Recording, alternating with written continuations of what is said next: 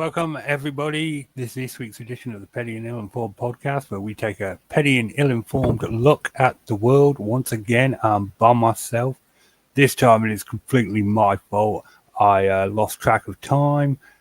I had no idea what was going on and just booted it up. Tom says he's on his way. Don't know about Nikki. Kevin can't make it tonight as he is dealing with stuff at his house.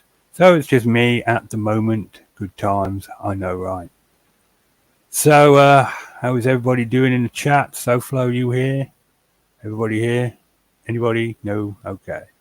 So, how's everyone week been? It's been a bad week for me. My ferret passed away on Monday. It's very sad. She lived a good life. Lived a nice age. She was 9 when she passed. Took her for one last walk around the garden and then buried her under a shelter I've been building, which was cool. And I was pretty happy about that. Sorry about that. It came on in the background there. It doesn't look like anybody else is going to be joining us. Doesn't even look like anyone's watching. So I guess we could just go ahead and call this one a short one. This week, again, this is totally my own fault. I lost track of time. Was not able to post the link into the groups until late. I was playing Ultimate Fishing Simulator, and I hooked into this big sturgeon, and I lost it because I ran out of time because it was time for the show. My alarm 10-minute warning went off, and I was like, "Oh crap!" It took a while to pick that one up. So yeah, I've been rather sad this week, mourning my ferret. There's really no one around tonight. Okay. Hey Gabby, how's you?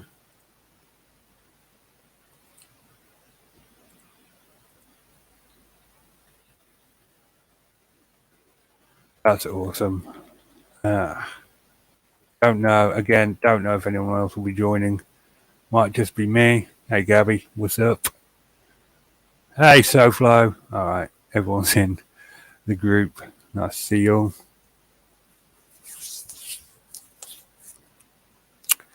Hope everyone is well. You all had a good week? I was just saying that my week's not been great. But it shouldn't be sad that it's... Don't cry because it's over, smile because it happened, as my grandfather used to say.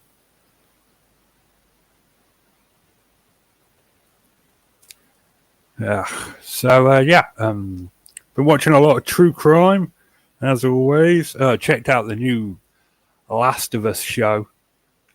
Anyone who played the video game, I wasn't expecting great things from the TV show, but it's actually turned out to be pretty bloody awesome. I mean, admittedly, they are just doing shot-by-shot remake of the game, which is fine, because, the game's story was the number one draw. The first one, not the second one. Am I having defectors? Nah, I don't know where everyone is, to be honest with you.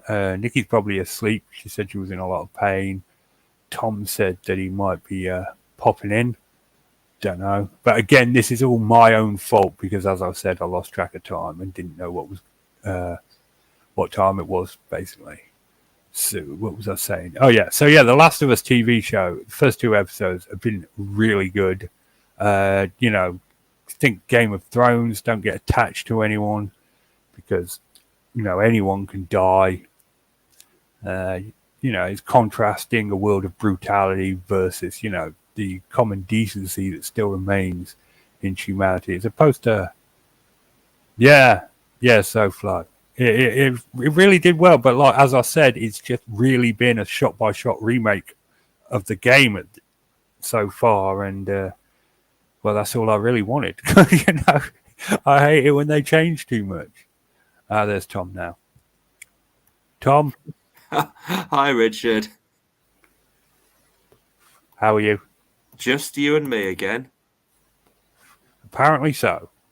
Oh, you can't get the staff, can you? Poor attendance, abysmal punctuality. We're a useless bunch. You should axe us all and start again and build from the ground up, I reckon.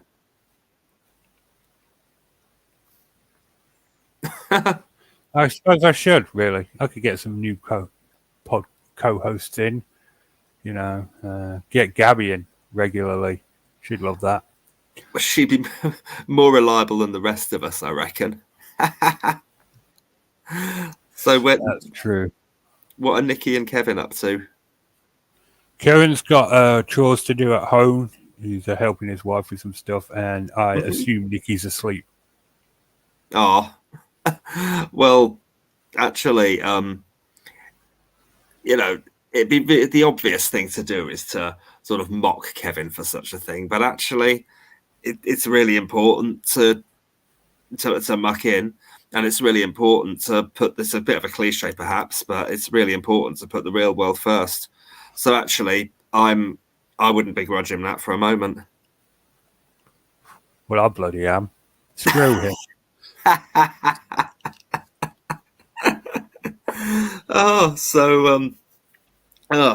What's new, Richard? Anything much going on?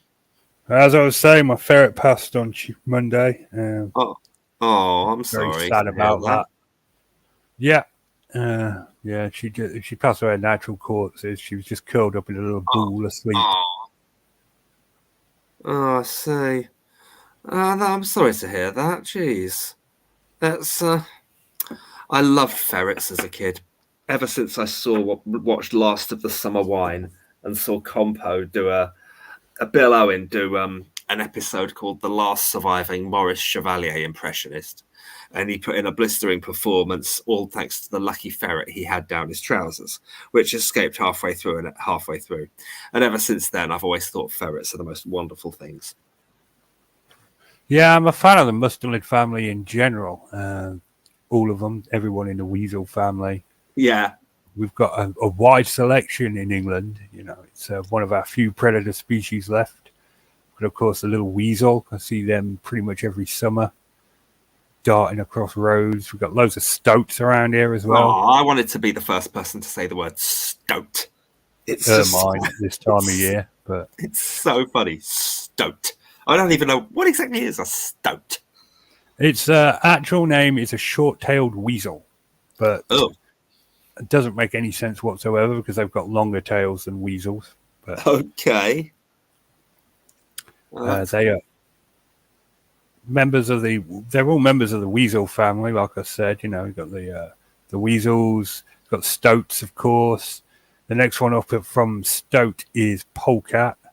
Mm-hmm. They're coming back. They're bouncing back, but there's a lot of wild ferrets living in this country because, of course, ferreting used to be a good way of making money. These days, it's more of a hobby. A lot of ferrets released into the country, and they've been breeding with polecats. Ferrets were domesticated from polecats, but they're different species now. Their heads are different shape, and they get slightly bigger. But we've got both polecats. There are lots of them in Wales, not so many around here. Up from the old polecat, we've got the old otter. That's made a phenomenal recovery in my lifetime. You used to be able to have to go deep into the countryside or even into Wales to have any chance of seeing an otter. And nowadays, they're in every county in England. You could any large river source, you've probably got otters living on it. That's really good. It's amazing. Mm-hmm. After otters, we have the controversial mink. They are technically a native species, although they are classified as invasive. Personally, I think for a human being to label any other species as invasive is beyond a joke. But they are. They don't appear naturally in England. They were released in the 1800s during the furrier trade. It's a misnomer that a bunch of hippies released a load in the 60s, and that's how but no, they'd been well established long before that. Okay. But yeah, we have American mink all over the countryside. I thought they were American. Okay. There are European mink, but for some reason we've got Americans. We've got American squirrels and American mink. We've also got American signal crayfish. Oh yeah, They're also that's another invasive species. crayfish. They're in the lobster family, aren't they? They look like freshwater lobsters, yeah. Oh, I didn't know they were freshwater. Ermine, yeah. That's what you call a stoat in a winter coat. A crayfish that was stoked in a winter coat. No, Gabby asked what an ermine was. Ah, Those, pure white stoats, they're, in the winter when it snows, they go from bright orange to bright white. It used to be believed they were two different species. So one was called an ermine and one was called a stoat. But of course we know it's the same species. okay. I love I just love the natural world. I love reading about it. Watching Attenborough documentaries, and generally just discovering loads of things. One thing that's great for these are the Dorling Kindersley definitive visual guides. They're amazing books. They're probably quite old now. I collected as many of them as I could in the sort of about 10, 20 years ago, maybe in the noughties, and just loved them. There's one called Wildlife of Britain, which just covers sort of every habitat known in England, or every sort of major habitat known in England across the 4 seasons, and has just examples of all these different wildlife. It has a massive great A to Z flora and fauna. And there's just so many of those that are just delightful. I don't think the chat would let me post a pig, or I'd show probably the collection that wasn't the most of all the garbage that I gather, like Doctor Who VHSs. I mean, there's an awful lot more to be learned about the world from the my Dorling Kindersley definitive visual guide collection.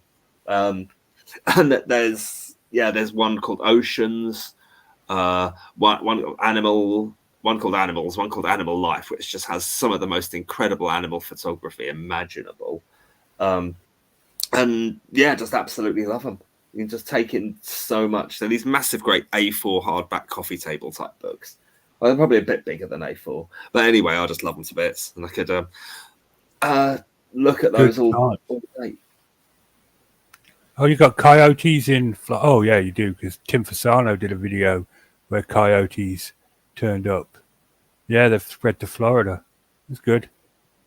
After mink, we've got pine martens, of course, a arboreal member of the weasel family. They are absolutely adorable looking, but they have these massive claws, and I'd be very terrified. But they are massive, massive things. They're making a comeback as well. Mustelids are super resilient. We hunted them to near extinction during the whole fur trading thing, and they've all bounced back. And they're like, yeah, wolves might be all gone, but we're fine. Thank you. What animal's that? The pine marten. Okay. I'm going on a tangent about weasels. I think it's not in terms of sort of hunting and things like that, one of the animals that has the saddest sort of tale of modern times is the pangolin. Those poor things. Well, they shouldn't have given us COVID. Oh God, it's not their fault. It's completely on them. So Tom, I got a question for you while we're talking about weasels. Of those species I mentioned, the weasel, the stoat, the otter, the mink, the pine marten, the polecat, the ferret, which one of those do you think is Britain's biggest mustelid? Britain's the largest of them? The largest mustelid that England has. I would. Oh, I'm not sure. I don't think it's going to be a ferret. It's not an otter, is it? No. It is not an otter. It was, in fact, a trick question. I haven't mentioned England's biggest mustelid yet, and it's going to be a surprise to you. Of all of our carnivorous mammals, what do you think is the largest mustelid? Is it not one that I would expect to be in that family? It's completely one you wouldn't be expect to be in that family at all. Maybe it's a badger. It is a badger. You are correct. Wicked. That is our largest mustelid. Uh-huh. And if you watched Winter Watch or Spring Watch or any other watches, and when they show the badger cams, you can see the ferret in them when they're playing around. What, playing around with a ferret? Oh, you mean sorry, I see what you mean. I thought literally they'd hunted down some ferret and were using it as the ball in a game of badger football or something. Till I joined the fucking dots and got what you meant.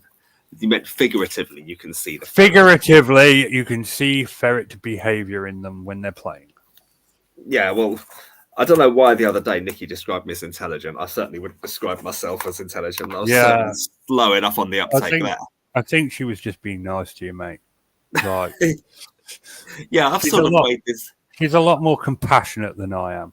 Well, quite. I mean, I've sort of weighed that comment up a few times, and I sort of thought, hang on, wait, where was my intelligence when, when I didn't know what a deep dish pizza was, for example? I can't believe you didn't know what a deep dish pizza. I mean, the clue's in the name. I just knew it was. I just only heard it as deep pan before, and I didn't join that. It's still deep. That's the thing. The key word is deep. It doesn't matter if it's a pan or a dish. Or my autistic neurodivergent mind said, "Hang on, I know deep pan, but I don't know about deep dish. What's deep dish?" Didn't think that the cogs did not turn sufficiently to tell me that they're the same fucking thing. So you know what a deep pan pizza is? Yeah. But you couldn't make the connection. You couldn't go, maybe it's another name for deep dish. Well, apparently not. No. That's ridiculous. Do you know what an edge pizza is? An edge pizza? Yeah. Yeah, it's another name for thin crust. Or a non-stuffed crust pizza. No, it's a pizza that's had the crust cut off completely. Oh, a pizza with no crust. Oh, my missus would like that. She always leaves the crusts are at that. The crust is the best part. I don't understand people that leave the pizza crust. Mine either. I don't have to resort to a stuffed crust pizza to enjoy mine. Yeah. I'm a stuffed crust snob. It has to be absolutely perfect, or I'm just like, no. What, a stuffed crust pizza? Like, Gabby says deep pan and deep dish pizza are not the same thing. Okay. All right. Well, this warrants further investigation. I think it's just a trademark difference. I don't think there'll be difference between practical deep pan and deep dish. Deep dish pizza is nasty. Yeah, she's misspelt it. Deep Daesh pizza is nasty. Well, given that Daesh is another name for, who are the IS? Those people. Deep pan pizza are nasty. Typically refers to flatbread pizza with a thick crust. Deep dish pizza isn't thick crust, but rather tool crust. Wow. Okay, so I've learned something now. Yeah, that's what I meant to say. Deep Daesh pizza is nasty. Well, yes, Daesh is another name for Islamic State. Yes, I'd imagine their pizzas are rather nasty. There's probably like hand grenade ring pulls in there for topping. Islamic State, are those loonies still around? Right. Let's see. Tell you what, if we really wanted to throw the cat amongst the pigeons, Richard, we could talk about Shamima Begum one time. Not that I know how to pronounce her name properly, but you know what I mean. We've already got a fatwa on us now, so you might as well go. What? Right. Is the Islamic State still going? I think it. I think it was at least. It's either been largely or entirely defeated. though I'm not sure by whom. I just think what we should do is round up a bunch of ISIS members and a bunch of EDL members, put them in the same room, and then just shoot the survivors.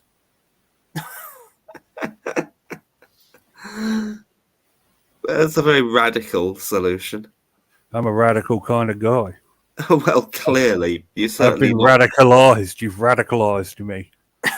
I haven't. I'm not radical with anything. I'm the biggest fence sitter since someone who thought voting for the Liberal Democrats was a good idea.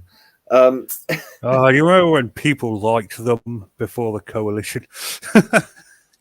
Oh, God. The coalition, that was a disaster, wasn't it?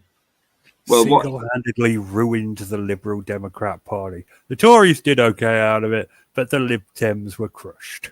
They were seen as the ultimate sellouts and collaborators. Yeah. And then of course Joe Swinson then at the last general election said we will reverse Article 50. That was their policy, which I think they mistakenly believed that every person who voted to remain would therefore vote for the Liberal Democrats. And she probably had, Joe Swinson, bless her, probably had dreams of turning. So this is probably very boring for anyone who's listening from America. The Liberal Democrats are our third party, in case anyone from stateside is wondering.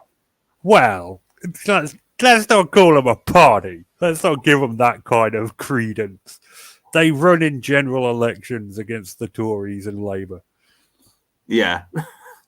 And they were, I mean, if you go back historically, they were Britain's always had a two-party system, but the second party has changed.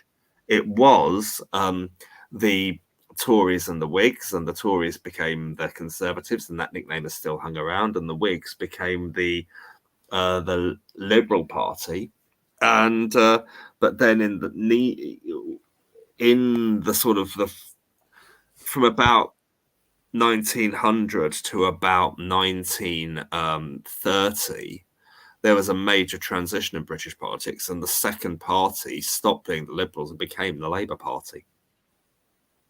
Yeah. And the Liberals have sort of clung on, trying to find some sort of identity ever since. They had what wasn't. I mean, what is interesting is that their identity is not really on the left-right spectrum. Their biggest things were greater affiliation with you. Well, it was greater affiliation with Europe and sort of parliamentary reform. Neither of which are on the classic left-right spectrum of things like distribution of wealth, taxation, and the size of government. So, well, I know a bit more about the history of politics than I do about the history of pizza. Yeah, so yeah, the Liberal Democrats, and they're just election after election, they get a handful of seats in a few places and have a very small fringe number in the corner of the House of Commons, sort of 10 or so MPs at best. Sometimes their leaders are in seats that are so shaky they don't get re-elected. I think Joe Swinson lost a seat in the last election, their leader. Well, that is unfortunate. Yeah, when your leader loses their seat, that is you can't really. That's the kind of thing that means you can barely claim to be a legitimate party. I mean, I do believe they can. My mum was a member for a long time, out of sympathy. She was worried that they would fold and collapse, and she didn't want that to happen. So they begged and grovelled for her to become a member, so she did. Some door-to-door canvasser one time in the late 80s. Ah, at least, she was supporting them. Someone had to support the Lib Dems. Yeah, well, somebody has to. I think the biggest problem they had, one of the biggest problems they had, is when Tony Blair moved the Labour Party to the right in order for them to become far more electable than they ever were under Neil Kinnock in the 80s. They just trod all over the Liberal Democrats' turf. They grabbed that turf and said, vote for us. And Liberal Democrats said, hang on, this is what we've been saying for ages. And Tony Blair said, yeah, but I'm saying it as someone in the Labour Party now. And, oh, look, it's 1997 and I've got the greatest number of MPs a Labour leader has ever managed to win in an election.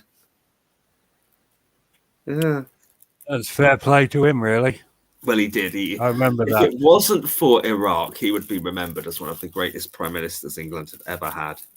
If it wasn't for Iraq, but that was the biggest debacle ever. Following the US into Iraq so blindly was just terrible, terrible decision making. He is a war criminal. Yes, he is. Yep, I will die on that hill.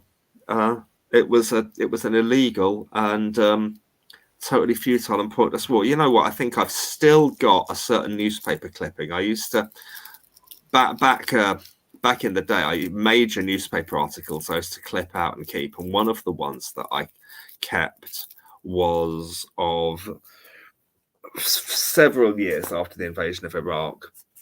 The US. It was on. I think I've got the front page of the Observer from about 2005, 6, something like that, and it says. UN inspectors, after this many visits to this many sites and this many inspections, they can finally reveal there were no weapons of mass destruction in Iraq. Well, there never bloody was any weapons of mass destruction. They never had any evidence. Exactly. Completely true and completely factually right. That's exactly how it was. They should have just said, look, the Towers gave us the excuse to go into the Middle East and nick all their oil. I'd have respected them if they were honest about it. I don't know if it was really about oil. What other possible reason was there? I don't know. Oh, it's something. I think it could. It sounds like too much of a simpler explanation. It sounds like oversimplified, but it might literally have just been about George W. Bush exercising the ghost of Vietnam, finishing his father's work and putting America back on, as he saw it, back on the center of the world stage. I think it could be that simple an explanation. Well, maybe. I mean, about America's. I read.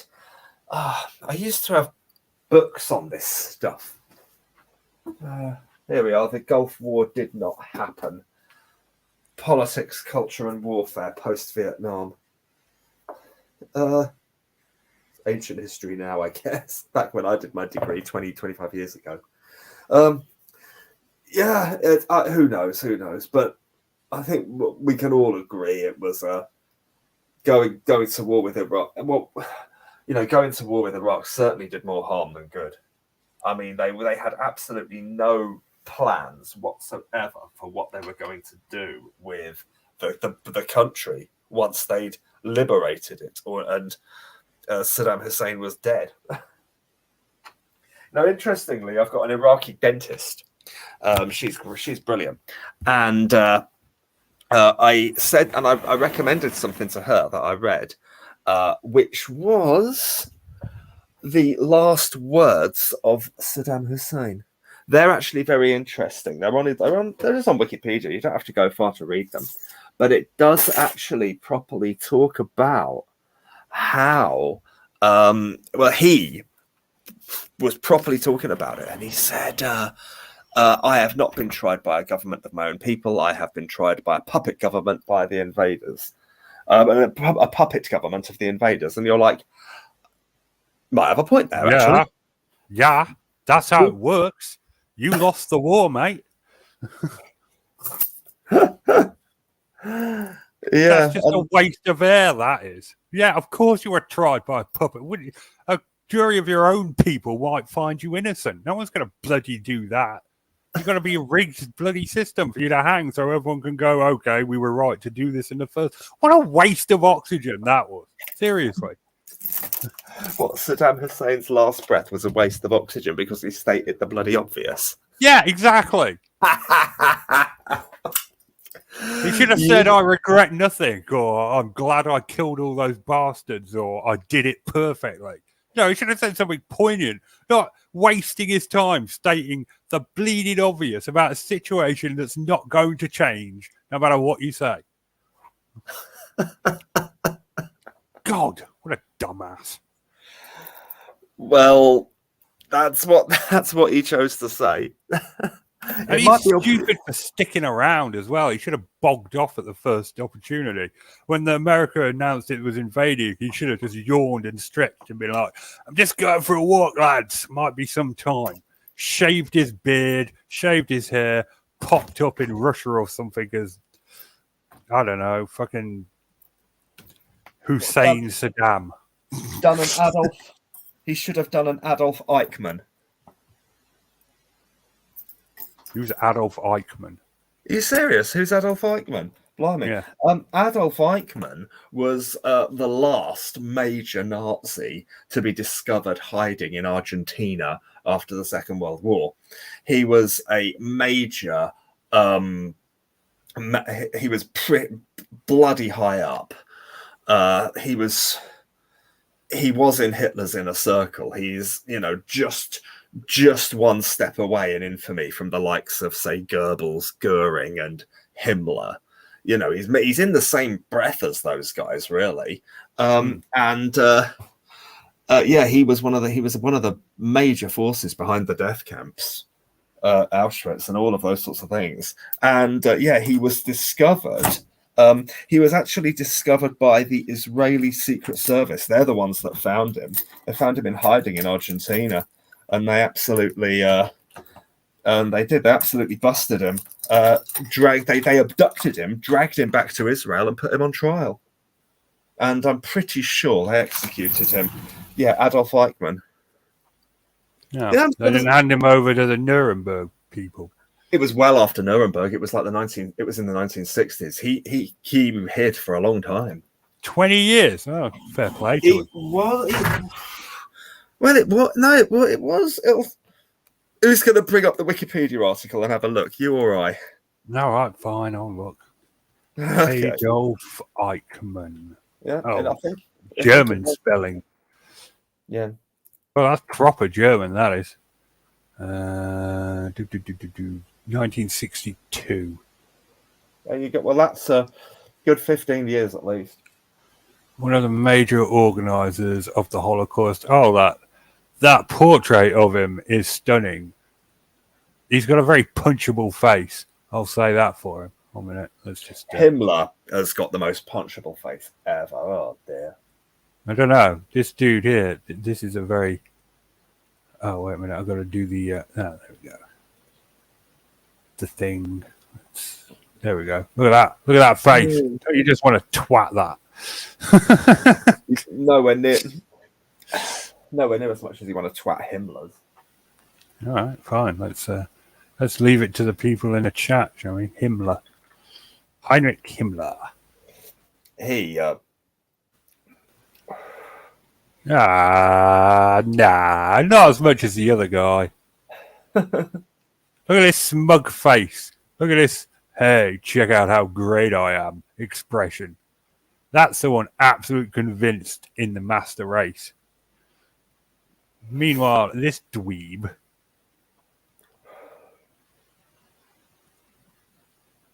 is just a dweeb. No, he's looks like Penfold from Danger Mouse. And not just because he's got glasses, that big round head, massive span. So I know it's a scene from that Mitchell and Webb look and everything, but if you've literally got skulls on your uniform, do you not just go, "Are we the bad guys?" Well, the SS logo itself. Yeah. No, they were horrible. Well, beyond horrible beyond measure. But anyway, so yeah, Adolf Eichmann. What were we looking up? Richard, can I go to the toilet, please? I need to go for a couple of minutes. I've got the call of nature. Yeah. But I can't hang on for 26 minutes. Right. Go. Well, I don't think we're going to last 26 minutes tonight. We don't really have a topic and we're just sort of meandering. But yeah, go. Be right back. So what was this dude doing? Okay, so he was really involved with facilitating, managing the logistics involved in the Holocaust. Well, everyone, not what I would personally do with my life, but everyone's going to have a day job, I guess. In 1945, he escaped and settled in Argentina. So this dude made it out of Berlin with the Russians and the Americans and the English breathing down his neck. In May 1960, he was abducted by the Mossad. The Mossad are Israeli special forces. I knew that.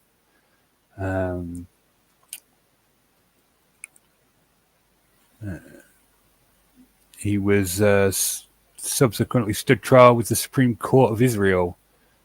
It resulted in his conviction in Jerusalem, following which he was executed by hanging in 1962. All right, fair enough. At least he got what was coming to him. But still, that's 17 years? 17 years he managed to evade. Managed to stay alive. Oh no, May 60. So 15 years he managed to live in Argentina. Dude, right, okay, so if you're on the run, you can't stay anywhere for more than 3 weeks, right? You can't. 3 months, I think, is the maximum time. After that, you've got to move on. You've got to regularly change your appearance. But yeah, it's still good. Argentina. It's in South America. It's a long way to go. Should have gone further. Glad they got him, though. Yeah, but they were discovering Nazis. Well, not major Nazis, but minor Nazis well into the 70s and 80s, if I remember right. I mean, the ones that weren't, given amnesty and Project Paperclip and all that. I mean, that really grinds my gears, Project Paperclip. Oh, yeah, you guys did all this horrific stuff. That's fine. We'll give you a pension and a job. Don't worry about it. But, yeah, Gabby, looks like he moved out South America. Managed to make it for 15 years. I wonder how Israel found him. The 1C Conference. Hold on a minute. Let me just Google that.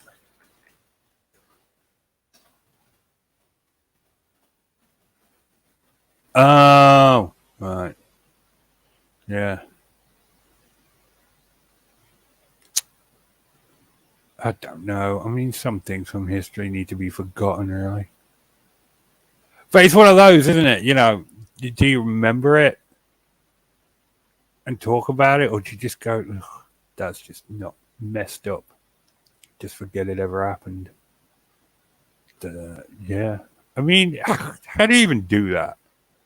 Do you just sit around at a big conference with like your little appetizers and stuff and be like, all right, well, I think it's time we started rounding up a bunch of Jews and killing them? Just like, how can you live with that? How is that cool in any way, shape, or form? The only people that deserve to be rounded up and put in concentration camps are people that stand in the middle of aisles in supermarkets. They're the only people that need to put in concentration camps. What, seeing somebody they know and taking up the whole aisle, having a conversation? Exactly. Yeah. People like that should be shot. Well, you can put me first in line for sure. I remember one time, me and my brother went to Sainsbury's to get a microwave, and this dude just casually meandered in front of me, and I could see he was looking at me in the corner of his eye. He knew what he was doing, but he did it anyway. I just wanted to. He was lucky I was holding the microwave. I would have nutted him. I swear to God. You could always have inserted the box in him somehow. No, I'm not joking. He made me that mad. I actually wanted to punch him because he was totally doing it on purpose. I'll tell you what I did once, and I kind of regret this. I'd be interested in your opinion. I was I know what your opinion's going to be already. I was just driving around a new build estate that we'd moved into in about 2005-06, and this kid started walking across the road a little way in front of me, walking very slowly and on a massive diagonal angle. So he was far from at right angles to the pavement, and just took ages and ages. And I thought, you know what? He's seen me and he's daring me to slow down, and I'm not going to.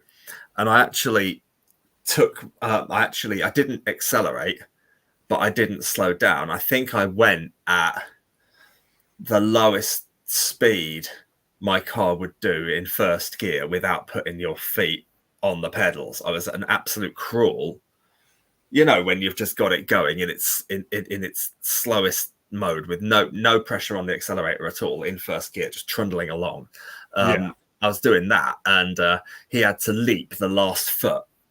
But what I miscalculated on was that I needed to stop about 10 yards after that and go into the corner shop. So, of course, it led to a bit of a standoff. And he was just looked at me and went, "Oi, why'd you try to run me over? Why'd you try to run me over? Why are you trying to run me over? Why? Why?"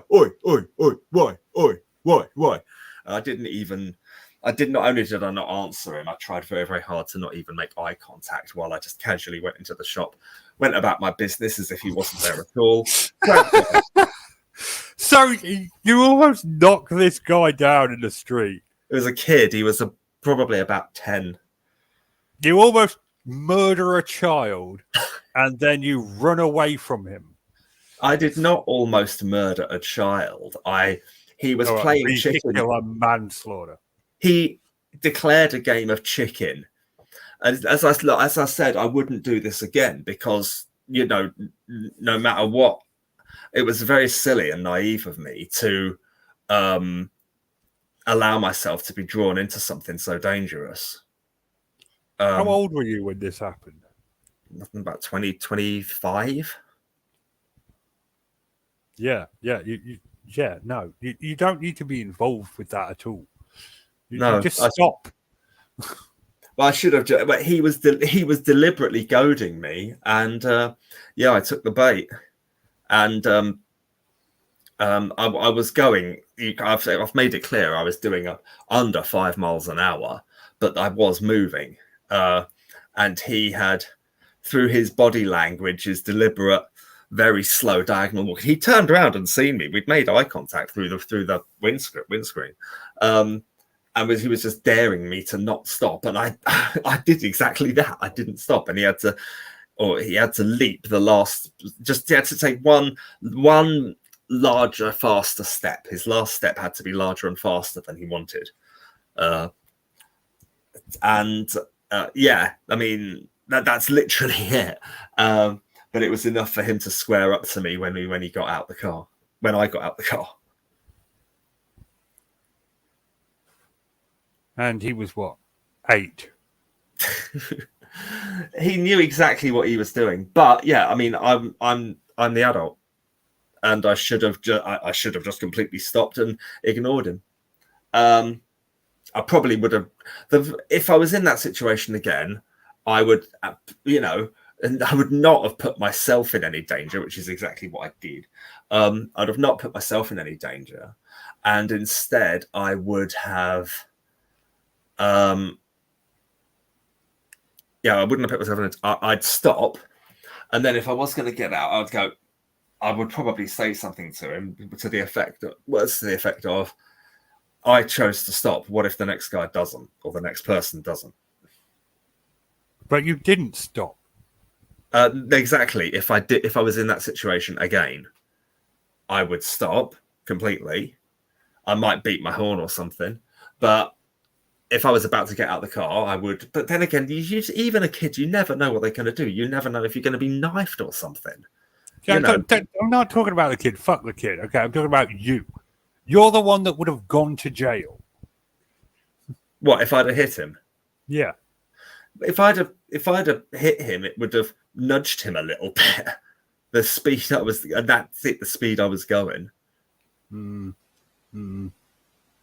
Not worth taking a risk. Not with kids. No, not even if it's some rude boy who's daring you to do it. It isn't. It really isn't. And it wasn't. And I regret it heavily. So in the future, if I were hypothetically to be in that's a similar situation, I would absolutely stop. I would, even if the kid was determined to put himself in danger, I would make sure he wasn't. And then I would consider having a word. I either would or would not take up his dangerous and ridiculous behaviour with him. I'm not sure. I'm at an area, but I probably wouldn't even do that because you never know what even an 8-year-old or 10-year-old kid is capable of doing. You just don't know. Are you afraid of 10-year-old kids? You never know, and you also it's just the whole situation just reeks of trouble. Just don't rise to it. Just stop the car and stop the car, wait till he's gone, and then just clear off. Just get out of there. But you don't have to be afraid of a 10-year-old kid to know that anything you say or do could be misconstrued and used against you. So just play it safe on every level, and just get out of there. Yeah. All right. That's a good final note to end the show on, methinks. Yep. We managed 46 minutes between us, minus my toilet break. By the way, I'm not leaving the topic up to anyone else from now on, because this whole co-host dropping out thing is just getting ridiculous. So next week we will be talking about Michael Dreshka. Next week, I very much intend to not be here and spend a wonderful night in uninterrupted with my darling wife. That's the intention at this point, at least. So we'll be seeing Tom next week for those of you. When my darling wife falls asleep at 10:30, yes, you will. If she doesn't, you won't. So yeah, we're going to talk about Michael Dreshka next week. Okie dokie. Alrighty then, it's good night from me. It's good night from Tom. Good night, everybody. Oh yeah, we will be back next week, despite the hopes of many. Good night.